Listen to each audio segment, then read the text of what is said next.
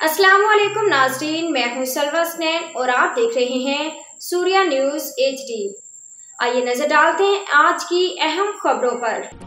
Shikarpur report. Altaf Ali जोगी। शिकारपुर सिंध बाबुल इस्लाम conference की कामयाबी के लिए आगाही मुहिम के सिलसिले में जमात उलमा इस्लाम JUI सिंध के अहदेदारों का वक्त मदीजी, न्यू अमरोट, जहान खान, चक रुस्तम, फेजू, लाड़ू गांव, आलम जाफरी, पीरबख्श, शजरा, रहीमाबाद, खानपुर, सुल्तानकोट सिटी, शिकारपुर और दिगर शहरों में पहुंचने पर शानदार इस्तकबाल किया गया।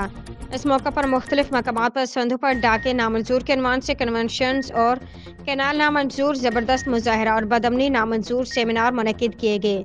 इस वक्त की क़यादत JUI सिंध के नायब अमीर मौलाना सैयद सिराज अहमद शाह मरोटी, कायम काम सूबाई जनरल सेक्रेटरी मौलाना मोहम्मद सालेह अंदड़, सिंध के press secretary doctor AJ Ansari, सूबाई सालार सलीम सिंधी।